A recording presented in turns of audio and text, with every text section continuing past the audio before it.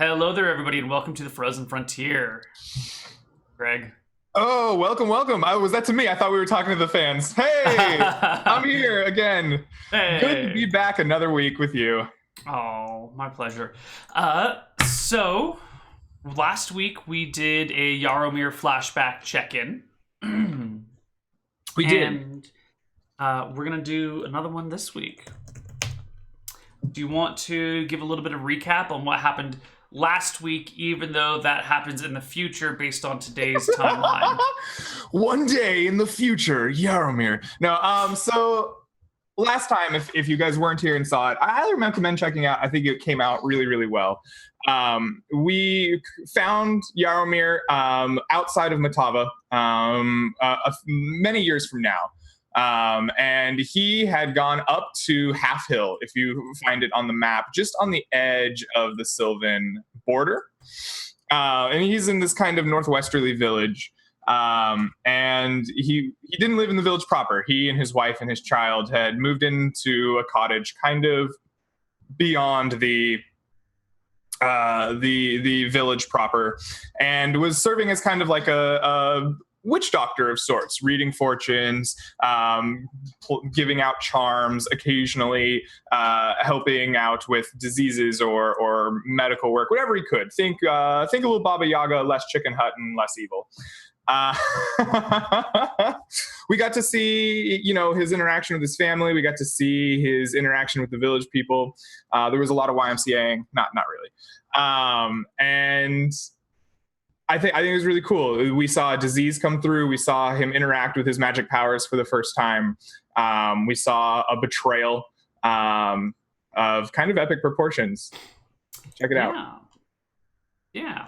So that will be Yaromir's story once we get through today's story. Although they're going to be, I think, many years apart. Yes. I'm not sure what happens between today's story and Half Hill. It clearly takes you at least a decade to get there, because your daughter, whose name is about not 7 or 8. Amelie, was 7 or 8. Right, so a little less than a decade to get there. Cat, that's right. Cat. Yeah. Okay. So this week we're going to start off in Matava. Yes. Actually, let's bring us to the place you can be proper. You start off in Zelenia. It is the capital of Matava. Matava is this matriarchal, what's the word for like a religious-run government? Theocracy? Yes, a matriarchal theocracy, or a pseudo-theocracy, heavily influenced by religion. In this small but very important trade kingdom, as you can see, they're pretty much the only people. If you want goods to go from the south to the north, you have to go through Matava and through these canals, unless you want to go all the way around everything. Think of it as like Panama and the Panama Canal, or the Suez Canal, one of those important trade routes.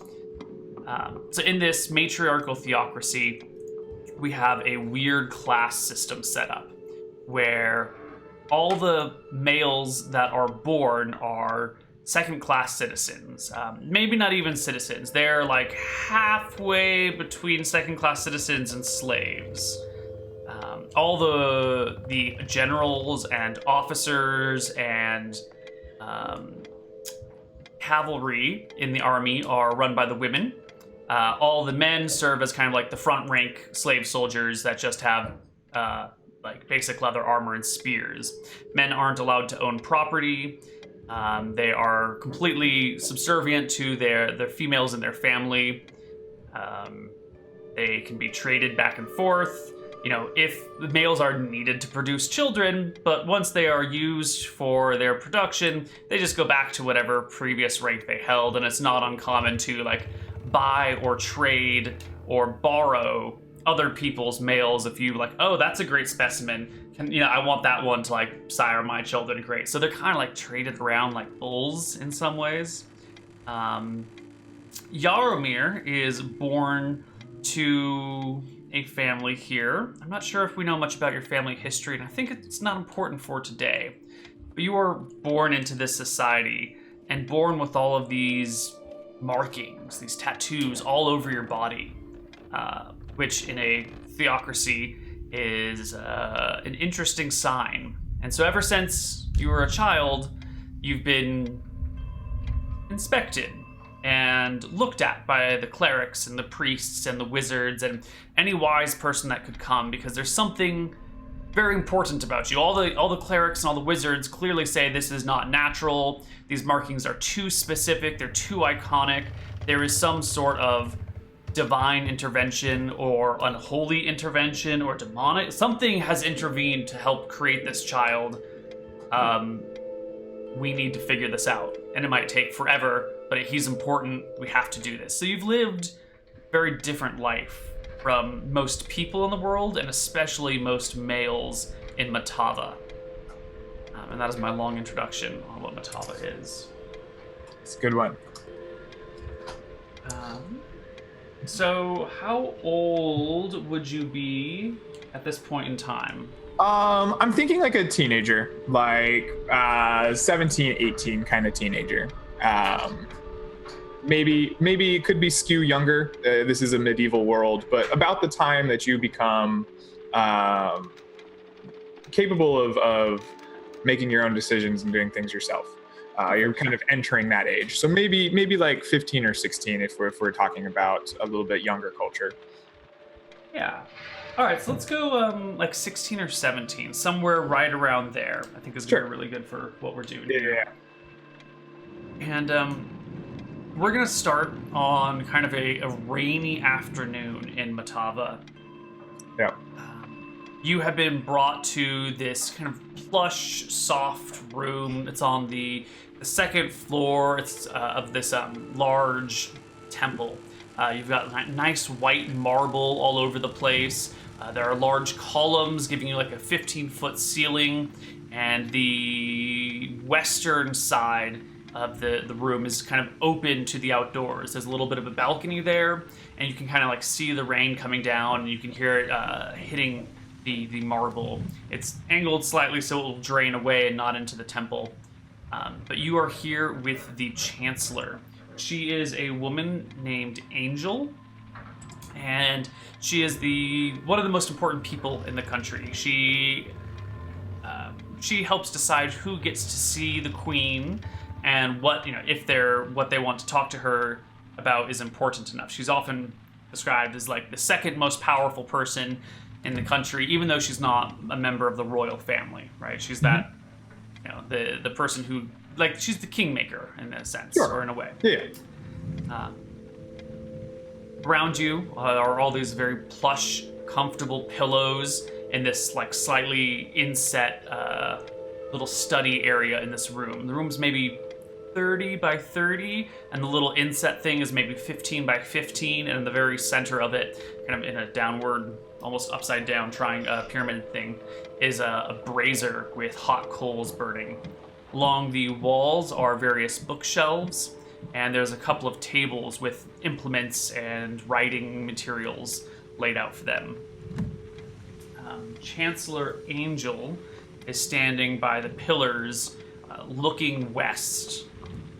And you know that today is the day. Out the balcony? Out the balcony, yeah. Through the big columns that run all the way to the ceiling. Sure. Yeah. Today is the day that an elven emissary is to arrive. This is going to be the first time one of the elves has come to take a look at you. It's been a thing that's taken many years to develop.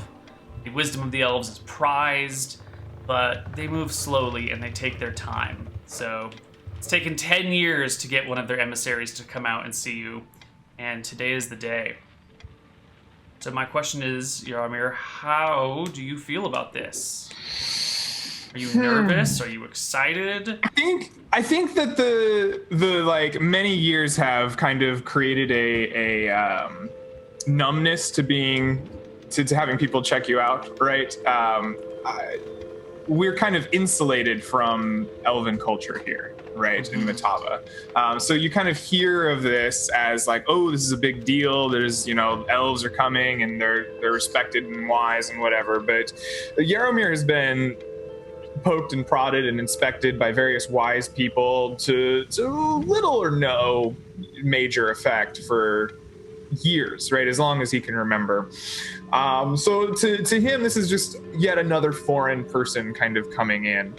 Maybe there's a little bit of intrigue. He's like, oh, I wonder what an elf is like. I've never met one, never interacted with one, but I don't think there's a greater feeling of intrigue here for Yaromir. It's mostly a mundane. it's mundane to come get inspected by an elf for him, because he's been inspected by clerics and wizards most of his life.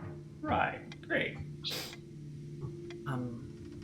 So eventually, a carriage is seen trotting through the city of Zelenia, and Chancellor Angel, a little bit of a smile comes back and puts a hand on your shoulder. She's a much older woman in her probably late 40s or early 50s, and says, Yaromir, my boy, today will be the day we find out who you are and what your purpose for us is.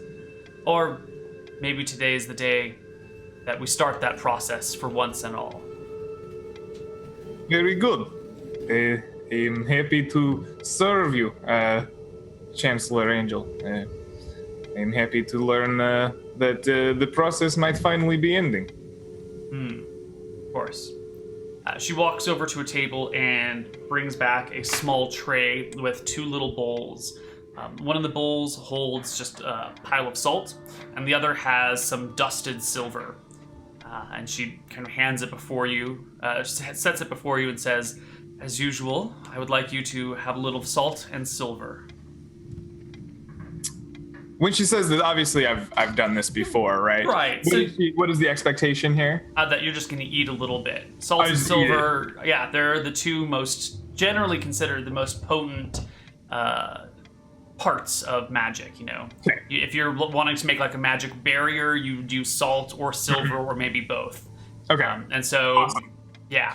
So I mean, this is something that Yarmir's done all the time, right? He, maybe there's like a small little like spoon kind of laid out next to him that's ceremonial in some way, and he just takes like a small portion of each and kind of chews through it. The salt probably easier to eat, surprisingly, despite it being really salty. The silver would be just this grainy, like.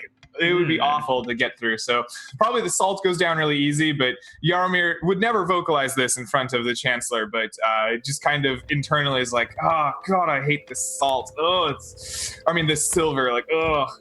But he finally, gets it down. Yeah.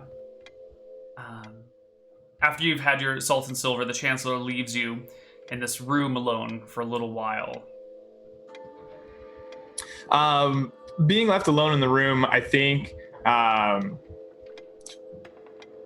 Yaromir just is a little uncertain what to do with himself, right? Like, he's usually meant to like serve people. Every time someone comes to observe him and they like leave him alone, he feels a little anxious, because his entire experience has been like in some kind of service, even though like it's been really easy. Like he's had a good life. He's usually there to like help somebody out, and so like he kind of paces the room, maybe, right? Like kind of paces along the balcony, kind of stares out into the rain, just kind of listening to it. Like it's just a mood of anxiousness that kind of pervades. Takes a while. More time than you'd be comfortable with, but after half an hour or so, Chancellor Angel arrives with this elven woman. Before I describe her, what are young Yaromir's expectations of what an elf might look like? Oh my goodness. He is certain that elves must be this like magic creature, right? Because like they're rumored and whispered about and so far away, right? They must be taller than humans and have like strange colored skin and large pointy ears, and he doesn't even know what they dress like. Like their culture is something completely alien to him. He's probably imagining some strange like science fiction fantasy headpiece and odd clothes that don't match anything that he's ever seen before, right? Like you're bringing essentially an alien to him. Right. Well, those expectations are definitely shattered then, because alongside Chancellor Angel, who's maybe 5'6", 5'7" or so, comes this tiny little creature, maybe 4'10" at the tallest. She has a headband that goes all the way around that is multicolored, but you notice there are also like silver dots or maybe little silver beads that are hanging off it.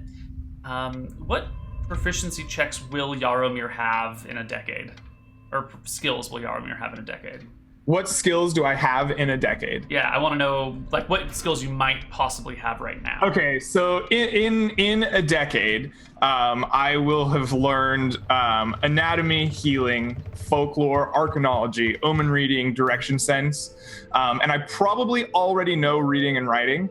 And there's a chance, small, but there's a chance I might have begun the route to anatomy in the temple and service. Yes. I think you've definitely been already looked into in anatomy. Yeah. And someone's always talking, oh yes, the dorsal muscle over here, and you'll notice the radius on his arm, on his right arm there's a lump. Do you think that's something? No, everyone just has weird lumps sometimes. No, it must mean something. Look, it's right underneath this tattoo. That sort of thing. Right. Okay. So you notice the constellation for Martha kind of on her headband in the front, dangling down a little. Okay. And Chancellor Angel walks in and says, Laurel, I would like you to meet our mystery. This is Yaromir. I think Yaromir just like immediately looks crestfallen for a moment. I mean, he's still a kid, and like this alien creature looks nothing like what he would hope for. No, but the headband's like covering up the ears, even like you can't see the ears. It's just like these slightly refined, like delicate features, but on this like little tiny creature dressed in like kind of colorful clothing that is not as alien. Right? Yeah. Like immediately, there's just this look of just like crestfallenness, and then Yaromir immediately realizes that's not allowed, and just kind of like goes back to a neutral face, and he shuffles forward. He's been pacing by this balcony, but now there's women in the room again. He knows where his place is. He shuffles forward, and our handshake's a thing that we do here. Do we bow like? Typically bows are more of a thing. Handshake's a little familiar. Okay, then Yaromir proffers a very formal bow towards Laurel, and is just like, is great honor to meet you, Mother Laurel. Laurel doesn't say anything, doesn't reciprocate your bow, and just looks back to Chancellor Angel, who immediately says, Yaromir, would you please remove your top? Yes, at once. And just in like a smooth practiced motion, just like, whoop, no top. Kind of just, I guess he just lays it on the ground next to him. Yeah. I didn't ever open up your tattoo list though, so I need to take a look at that.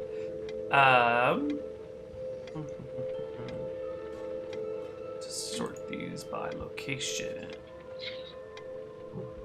So you get turned around and you can hear them talking about this tree that's growing up your spine. You've seen it before with like a clever positioning of mirrors.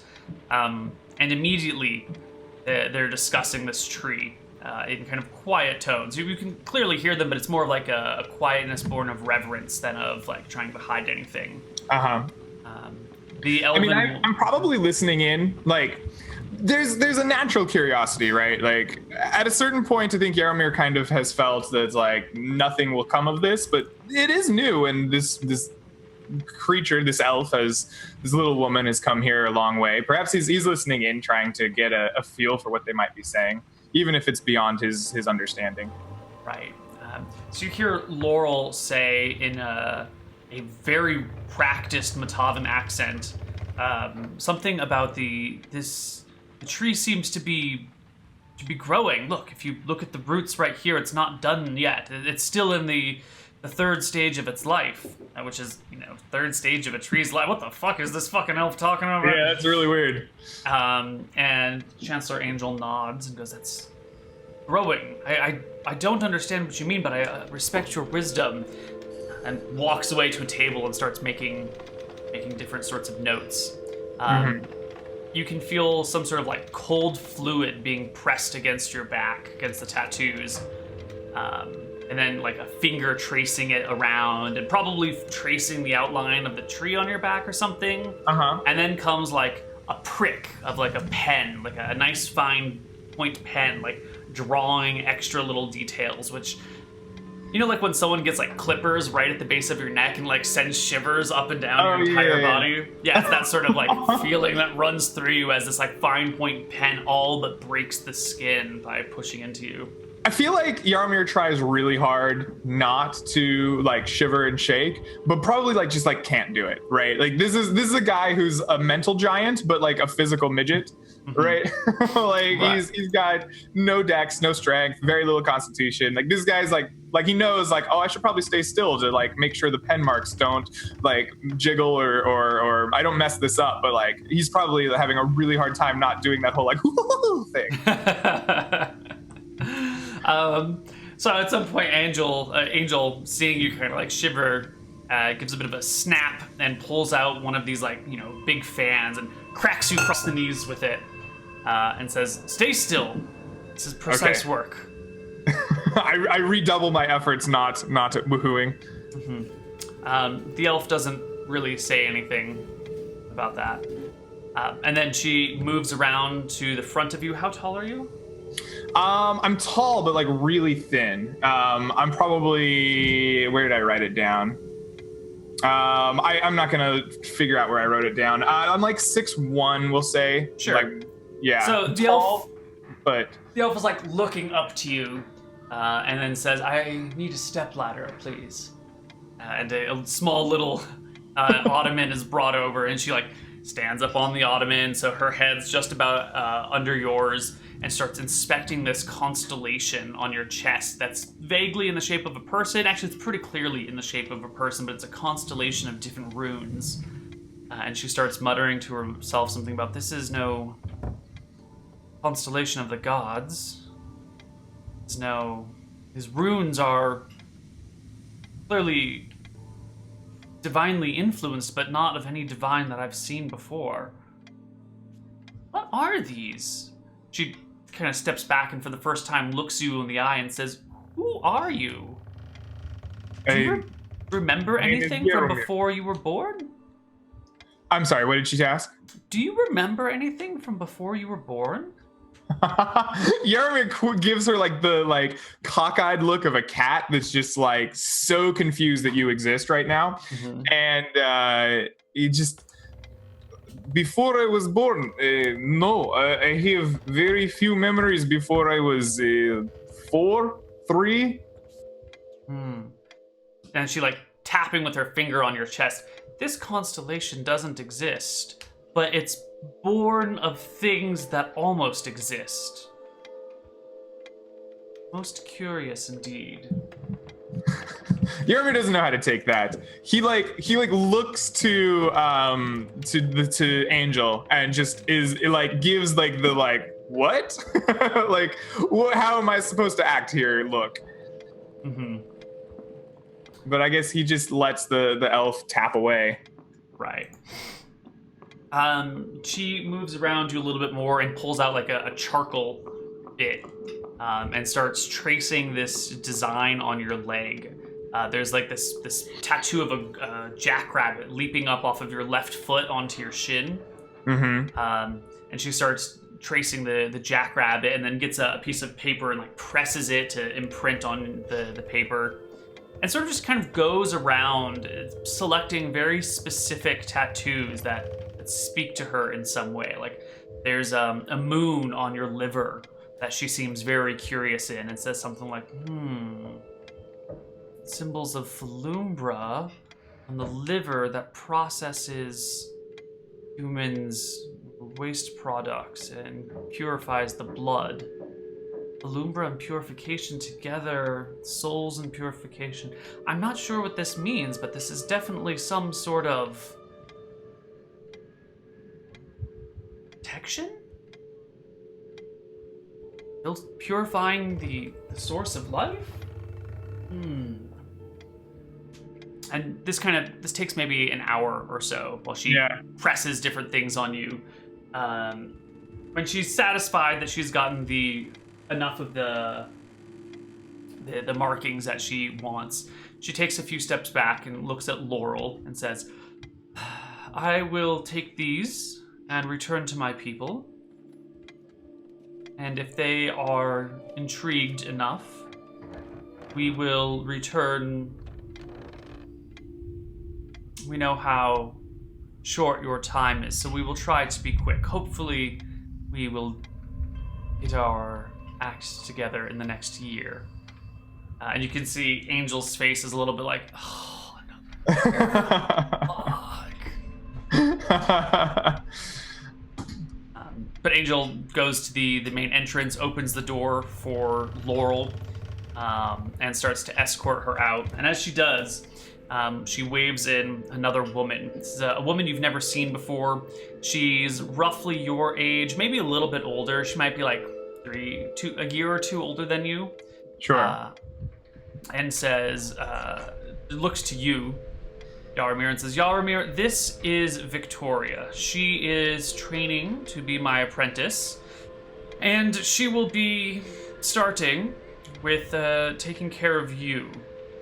Victoria, would you please see that Yaramir gets a bath and is properly cleaned up?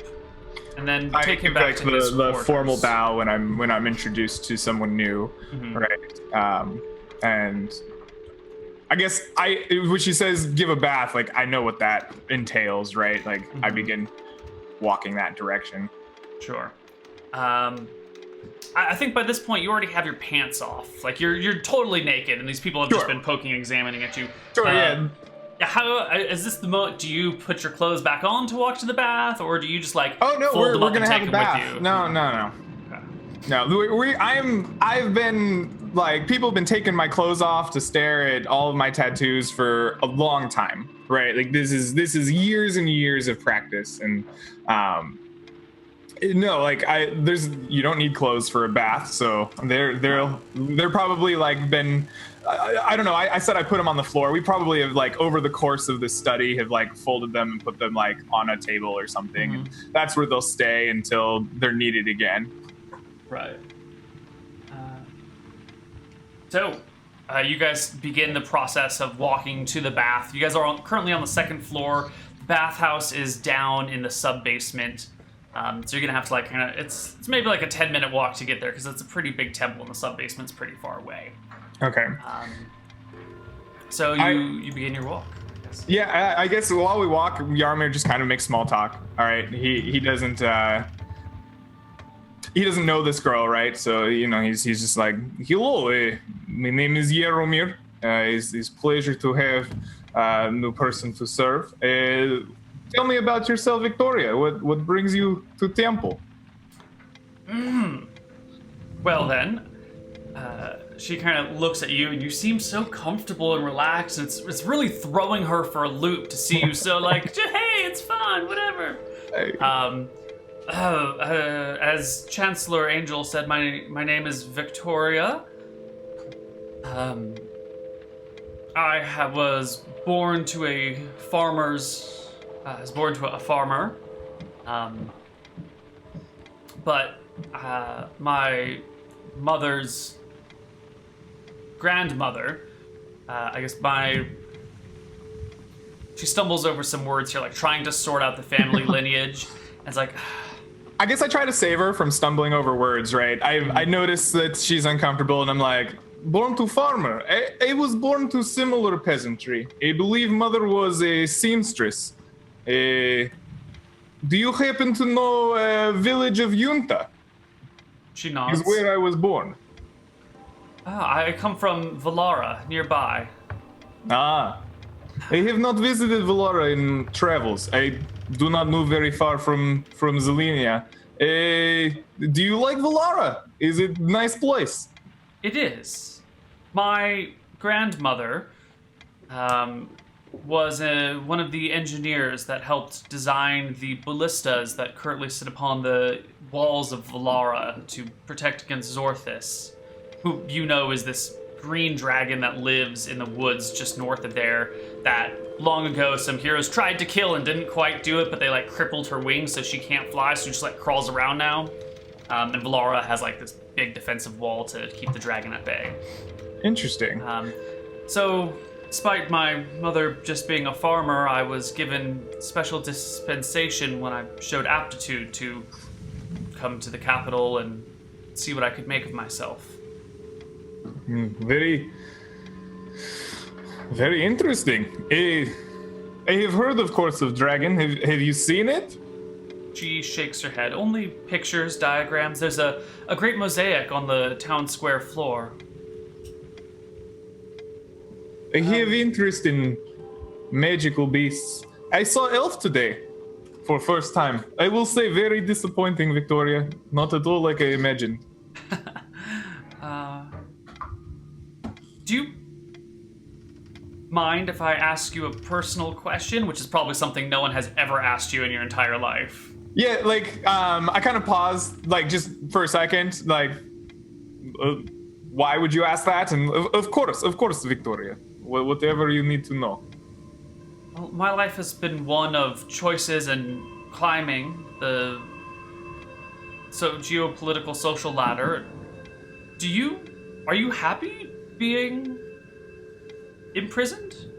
I've had very few males I could speak to openly like this before. Do you enjoy a life of servitude?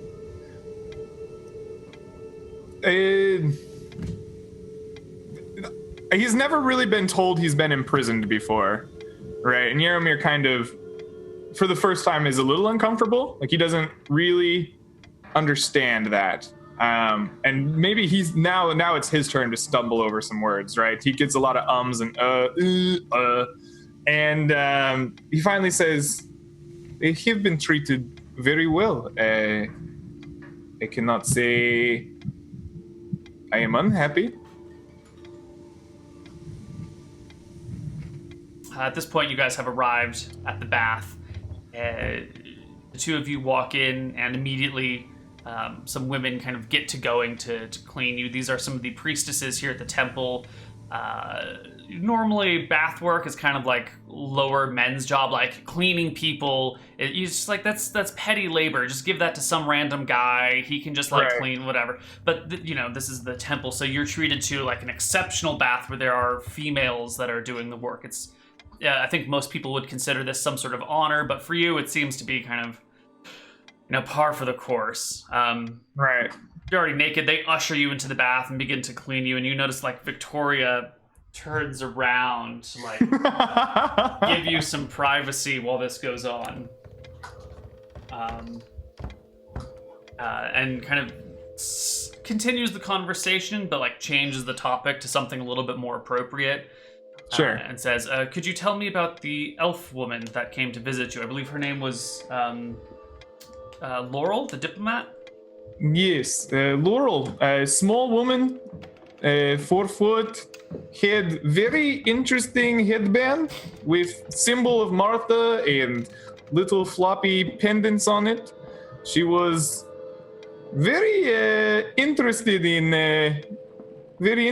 my chest tattoo with person. She said it exists but does not exist. She spoke in vagaries. Very, very interesting woman. First person I have ever seen take picture of tattoo. She used outline of charcoal and pressed wax paper against to have image. This is very smart. Perhaps good way to examine back. Seem very knowledgeable. Very weird. Angel seemed exasperated by time it was over. Well, I hope they can piece together the puzzles. I have been told that you are the key to some great mystery somewhere.